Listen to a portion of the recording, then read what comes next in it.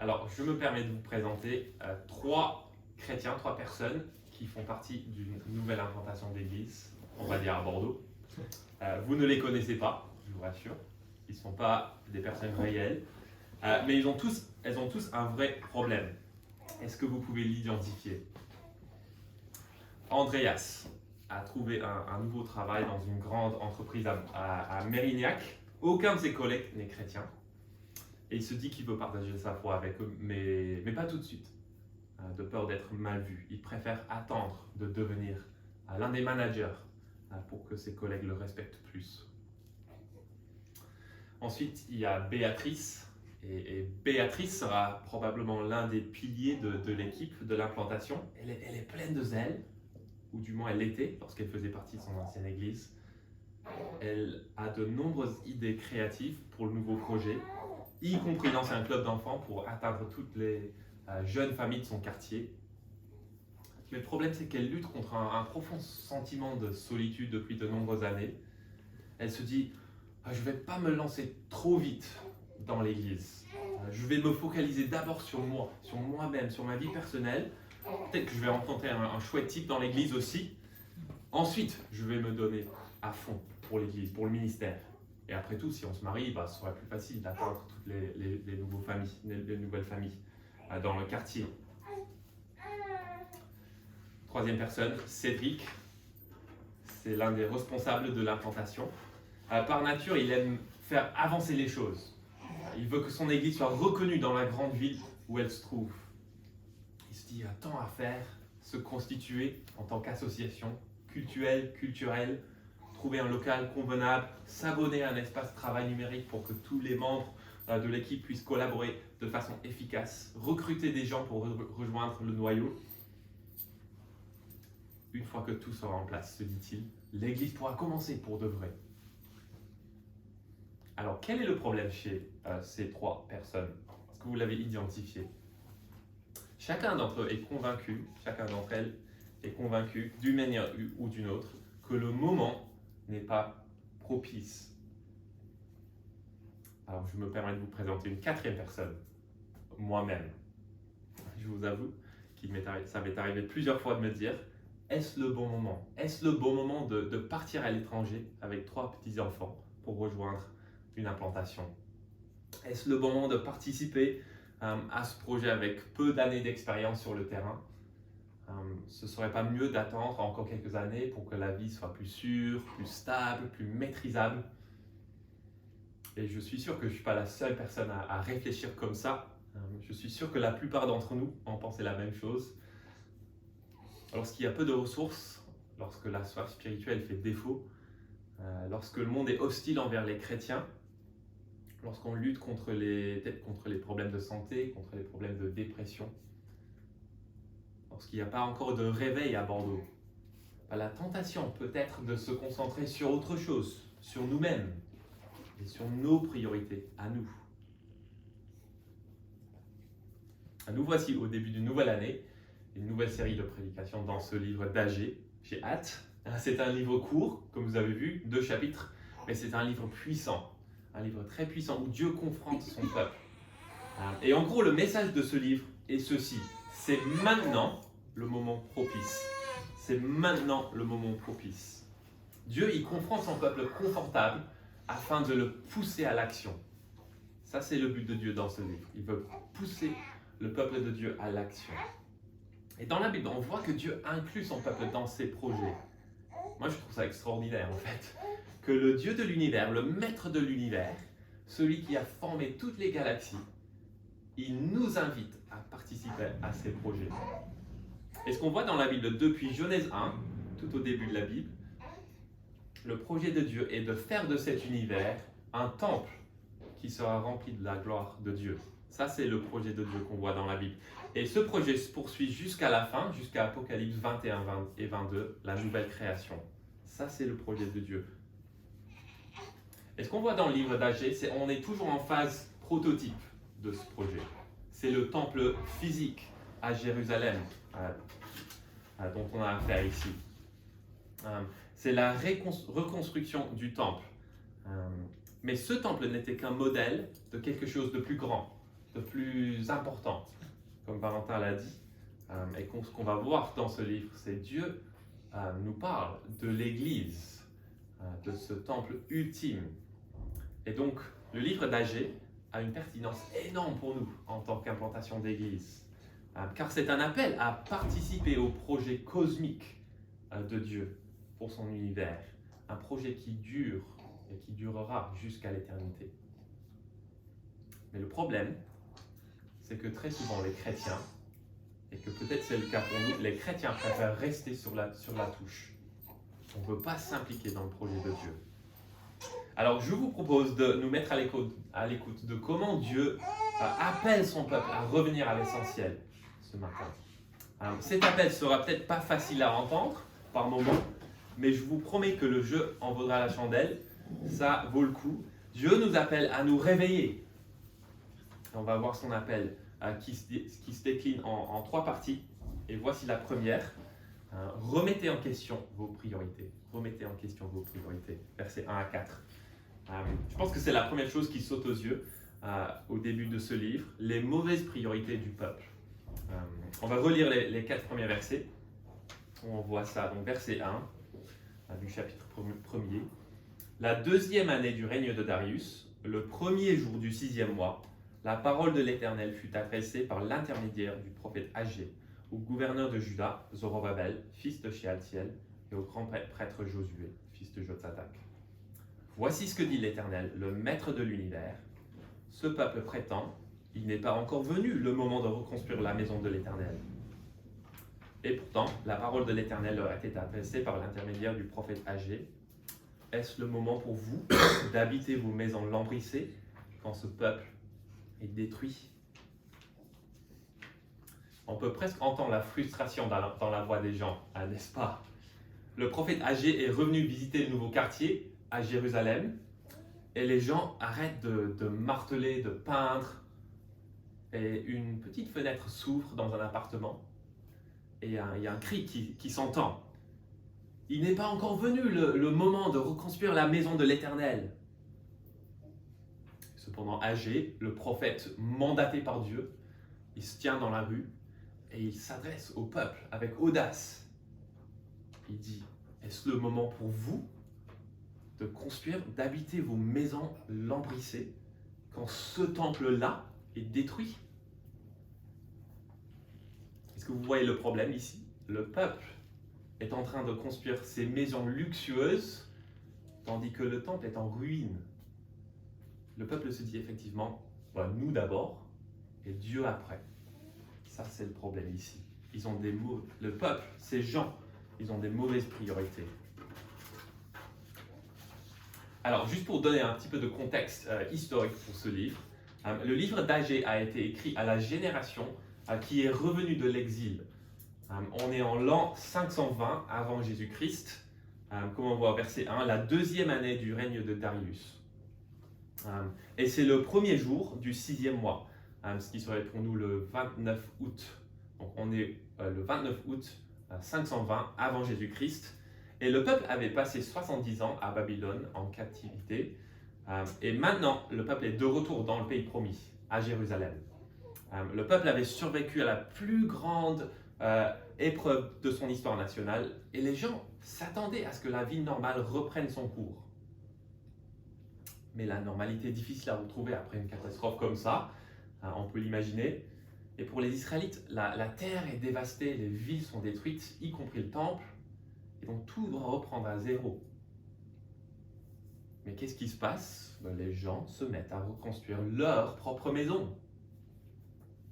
C'est scandaleux en fait. Et ce qui est scandaleux, c'est que le peuple néglige le temple. Alors pourquoi est-ce que ça c'est scandaleux? Pour un juif, le temple était au cœur de la vie communautaire et de la vie spirituelle du pays. Le temple, c'était l'endroit où on trouvait la vie. Pourquoi? Parce que la vie était au cœur du temple. C'était là où Dieu habitait, parmi son peuple. Le temple, c'était l'endroit où on allait pour avoir le pardon de ses péchés, grâce au sacrifice des animaux. Et le temple, c'était l'endroit où Dieu rencontrait son peuple. C'était là où le ciel rencontrait la terre. Mais les gens se disent, c'est pas le moment propice pour reconstruire le temple. Autrement dit, on n'a pas besoin de pardon, on n'a pas besoin de bénédiction, on n'a pas besoin de vie spirituelle, on n'a pas besoin de Dieu. Tout ce qu'il faut, c'est une belle cuisine, une nouvelle couche de peinture dans la salle de bain. Moi, j'ai un ami de mon ancienne église à qui le pasteur a demandé très sérieusement lors d'un entretien pour devenir stagiaire, mon ami, est-ce que tu peux me donner une théologie en 30 secondes de Ikea? Et mon ami travaillait chez Ikea à l'époque, et je pense qu'il a été pris de court par la question. Et après quelques secondes de silence, il n'a rien dit en fait, mais le pasteur lui a proposé une réponse. Il a dit ceci: Ikea veut vous faire croire que le monde matériel est tout ce qui compte, et tout ce dont vous avez besoin pour être heureux. Je pense que c'est vrai, n'est-ce pas? Et c'est le mensonge auquel le peuple, les gens de l'époque d'Agé ont cru. Ils pensent que le bon moment pour construire le temple sera lorsque les meubles en kit seront construits, lorsque les chaises de jardin seront en place. Mais ils avaient tort. Ils avaient tort. Et le monde n'a pas changé. Le monde n'a pas changé. Est-ce le moment pour vous d'habiter vos maisons lambrissées quand ce temple est détruit? Autrement dit, remettez en question vos priorités. En réalité, le problème, c'est que le peuple avait oublié que le retour à Jérusalem après l'exil à Babylone n'était pas un retour à la maison. Non, le retour à l'exil était censé être un retour à Dieu. L'exil est survenu à cause du péché du peuple contre Dieu. Et lorsque le temple a été détruit, c'était comme si le peuple avait perdu Dieu lui-même. Et pourtant, ce qui s'est passé, c'est que Dieu avait protégé son peuple tout au long de l'exil. C'était Dieu qui les a ramenés, les gens, au pays. C'est Dieu qui leur permet de reconstruire les maisons. Et pourtant, en négligeant le temple, il est clair que le peuple ne pense qu'à lui-même, qu'à ses maisons, qu'à son propre style de vie. Et Dieu, il passe au second plan. C'est triste. Et donc, le prophète Agé, il interroge le peuple de Dieu en demandant, quelle est votre vision du monde? Qui est au centre de votre univers? Vous-même ou Dieu? Je me souviendrai toujours du moment où j'ai écouté ces mots du pasteur américain John Piper pour la première fois.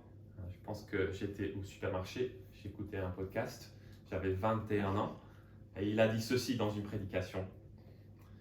Il a dit: « Oh, si nous pouvions sentir à quel point il est répugnant, offensant et abominable de préférer quoi que ce soit à notre Créateur, qu'il s'agisse de la télévision, de notre femme, du ministère.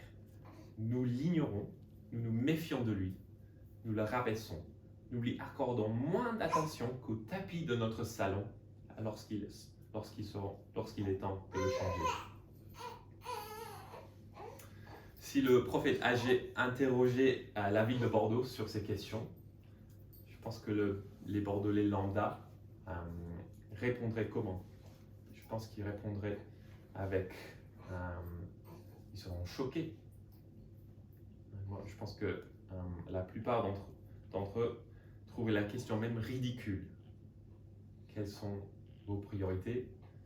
La même priorité, c'est mon bien-être, mon travail, ma famille. C'est moi. Et ça, c'est l'air que notre société occidentale en France respire, n'est-ce pas? Moi. Et nous. Ce qui est frappant ici dans le livre d'Agé, c'est le péché que le prophète dénonce. C'est pas l'immoralité sexuelle, c'est pas la violence, c'est pas l'injustice sociale. En fait, c'est l'amour du confort qui produit la négligence de la maison de Dieu. Ça, c'est le péché ici qui est condamné. Et si vous étiez là jeudi soir avec nous, on a vu que dans 1 Corinthiens que l'Église est le temple de Dieu, qui en est le temple ultime, qui vit en communion avec le Fils de Dieu. Dieu nous appelle à être son temple et à vivre cette identité en étant distincts dans le monde. Et donc, si on vit une vie qui ressemble tout à fait à ce que nos contemporains vivent, ça va complètement à l'encontre du projet de Dieu pour le monde. C'est scandaleux en fait. Alors, quelle est l'application de ce premier point pour nous? Je veux vous rassurer, ce premier point n'est pas une critique de Michel, par exemple, qui vient de rénover sa cuisine. Ce n'est pas une critique de Rita ou de la plupart d'entre nous qui ont déménagé récemment pour commencer ce nouveau projet à Bordeaux. Ça, ce n'est pas le but du tout. En fait, on peut rénover sa cuisine pour Christ, on peut déménager pour Christ. Non, mais l'application pour nous, c'est de se demander, quelle est notre priorité? Quelle est notre priorité? Qui est au centre de ma vie? Le ciel, la terre, ma cuisine ou Christ? Ça, c'est la question. Il y a la possibilité, en lisant ces premiers versets, qu'on prenne mal ce que Agé est en train de dire. On pourrait penser que Agé, c'est un prophète ascète qui rejette le monde matériel. Et on peut penser que son but, c'est juste simplement de faire de ces gens des gens religieux. Ça, c'est son but. Il veut avoir un peuple juste un peu plus religieux. Je ne pense pas que son but soit d'inciter le peuple à démolir ses maisons. Non, ce n'est pas ça le but. En fait, le but d'Agé ici, c'est de sonder le cœur du peuple. Et c'est pour cela que le verset 4, c'est une question. Est-ce le moment pour vous d'habiter vos maisons lambrissées quand ce temple est détruit? C'est un appel au cœur. Et ça, c'est notre deuxième point qui se poursuit au verset 5 et 11. La deuxième partie de l'appel. Et on va voir maintenant l'appel « Réfléchissez à vos voies ». Verset 50. Réfléchissez à vos voies. Donc on a vu, remettez en question vos priorités. Maintenant, réfléchissez à vos voies. Vous voyez l'appel qui revient 2 fois au verset 5 et au verset 7. Réfléchissez attentivement à votre conduite.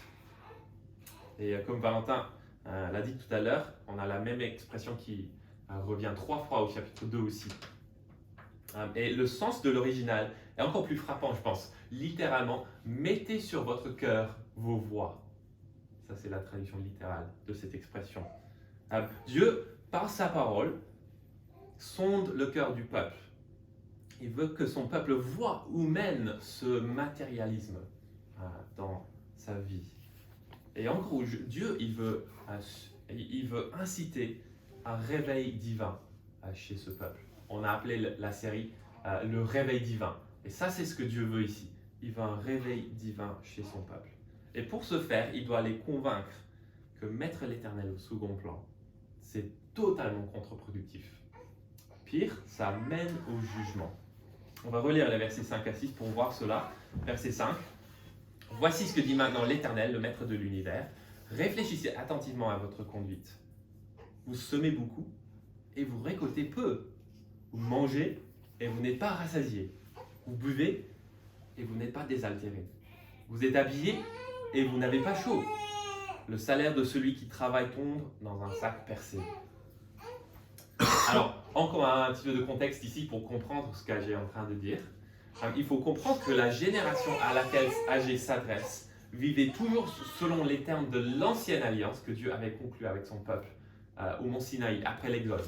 Donc on est dans le livre d'Exode. Et le verset 6 fait allusion aux termes de cette alliance qui sont évoqués dans le livre de Deutéronome, donc un peu plus tôt encore dans la Bible, le 5e livre de la Bible. Et là, Dieu avait promis que si le peuple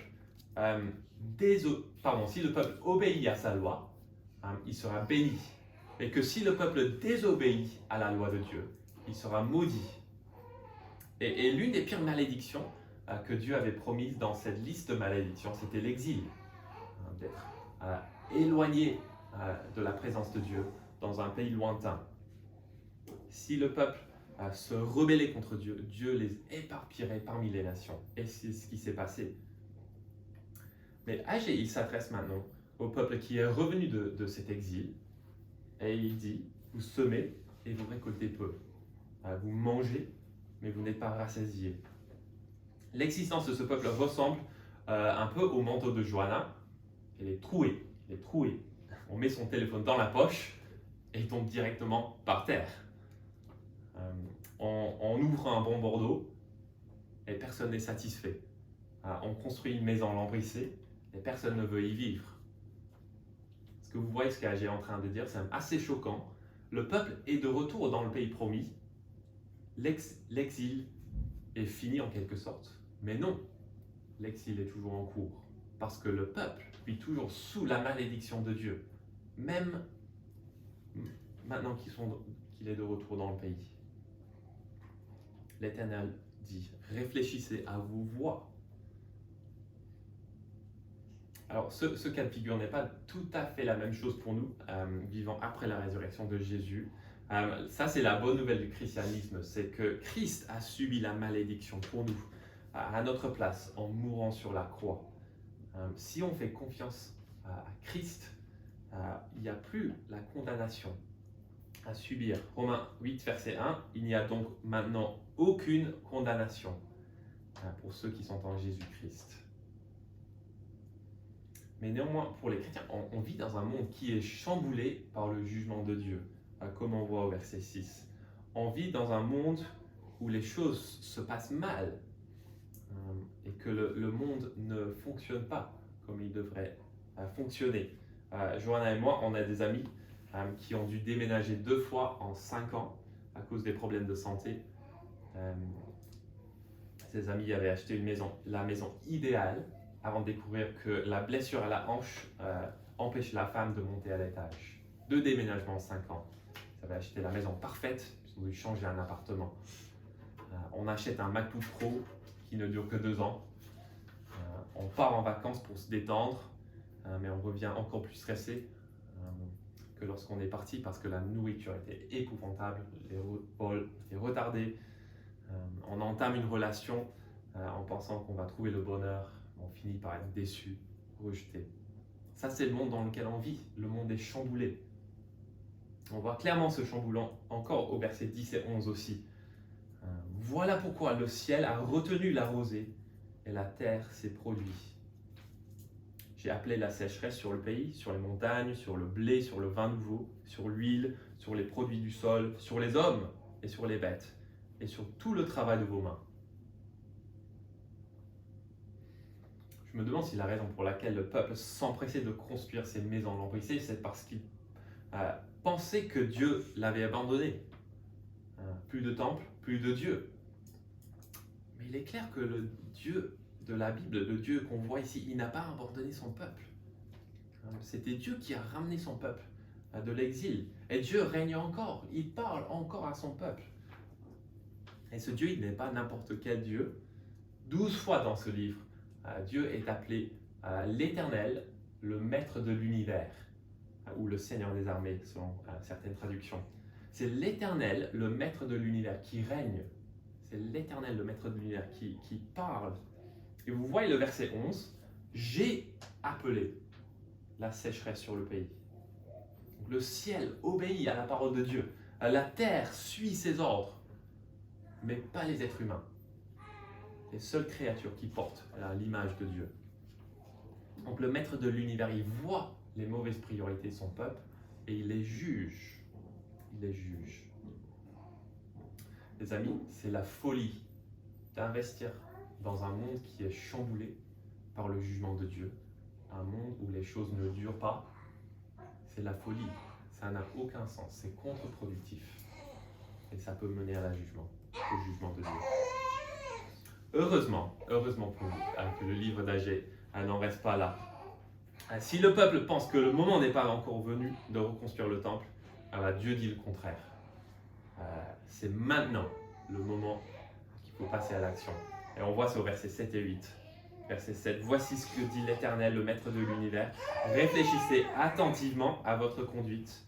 Montez sur la montagne, apportez du bois et construisez le temple. J'en aurai la joie et je serai honoré, dit l'Éternel. Donc on a vu dans ce deuxième point que Dieu, le Maître de l'univers, il sonde le cœur de son peuple. Pourquoi ? Non pas pour condamner au final, mais pour transformer. Le Maître de l'univers, il prépare un réveil divin et il invite son peuple à voir les conséquences de ses actions et de revenir au projet éternel et cosmique de Dieu et d'y participer. Donc la construction du temple, ça c'est le plus important. La construction de la maison de Dieu, j'en aurai de la joie et je serai honoré, dit l'Éternel. C'est magnifique, n'est-ce pas? Dieu, il prend de la joie dans sa maison, son église. Donc, remettez en question vos priorités, réfléchissez à vos voies. Le moment, c'est maintenant. Donc si le moment, c'est maintenant, on va voir la troisième partie de l'appel. Rebâtissez la maison. Rebâtissez la maison. Je pense qu'on commence à voir maintenant le thème clé de ce livre d'Agé. Motiver le peuple de Dieu à bâtir la maison de Dieu, surtout lorsque le moment ne semble pas propice. Ça, c'est le thème clé de ce livre. Si l'exil représente la séparation avec Dieu, et que le peuple continue de vivre cette séparation en construisant des maisons lambrissées, alors la reconstruction du temple démontre un pas dans la bonne direction. C'est encourageant. Avant, c'était chacun pour soi, chacun qui construit son propre royaume Ikea. Mais maintenant, par contre, tout le monde se donne collectivement au projet qui dure jusqu'à l'éternité. Et c'est ce qu'on voit au verset 12 à 15. Comment l'Éternel motive ce peuple désengagé à s'investir dans ce projet divin. Et on va juste voir trois choses, 3 P si vous voulez, qui nous montrent comment Dieu motive son peuple. La parole, la promesse et la puissance. On va relire les versets 12 à 15. Verset 12, Zorobabel, fils de Shealtiel, le grand prêtre Josué, fils de Jotzadak, et tout le reste du peuple écoutèrent la voix de l'Éternel, leur Dieu, et les paroles du prophète Agé, conformément à la mission que l'Éternel, leur Dieu, lui avait confiée. Et le peuple fut saisi de crainte devant l'Éternel.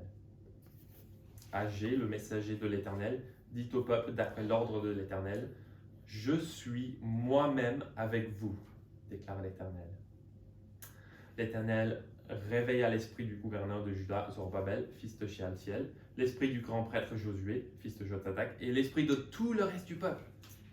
Ils vinrent et se mirent à l'œuvre dans la maison de l'Éternel, le maître de l'univers, leur Dieu, le 24e jour du 6e mois, de la 2e année du règne de Darius. La parole de Dieu, ça c'est la première chose. Vous avez remarqué la centralité de la parole de Dieu dans ce premier chapitre. Valentin il l'a déjà relevé. Lorsque le moment ne semble pas propice pour bâtir la maison de Dieu, il nous faut la parole de Dieu. C'est la parole de Dieu qui surpasse la parole des hommes, au verset 4, en remettant en question les priorités égoïstes du peuple. C'est la parole du jugement, versets 5 à 11, qui pousse le peuple à écouter la voix de l'Éternel. Verset 12, le peuple confortable fut saisi de crainte devant l'Éternel. Et je pense que ça c'est utile pour nous. Il n'y a que la parole de Dieu qui puisse changer nos mauvaises habitudes, nos mauvaises attitudes, non pas la culpabilité, non pas le harcèlement, non pas la manipulation. Seulement la parole de Dieu. Et cette parole s'entend de nouveau au verset 13 de notre texte. Cette fois-ci, il s'agit d'une promesse. Verset 13. Agé, le messager de l'Éternel, dit au peuple d'après l'ordre de l'Éternel. Je suis moi-même avec vous, déclare l'Éternel. Donc voilà l'assurance dont ce peuple désintéressé et désengagé a besoin. Voici la motivation pour ce peuple qui craint d'être abandonné par Dieu. Pas plus de religion, pas plus d'activité, mais plus de Dieu. Je suis moi-même avec vous. Chaque fois que Dieu nous demande de faire quelque chose, il est toujours avec nous pour le faire et pour l'accomplir. Et quel encouragement pour nous, n'est-ce pas, en tant que nouvelle implantation d'église. Je suis moi-même avec vous. Et puis la troisième chose, la puissance de Dieu.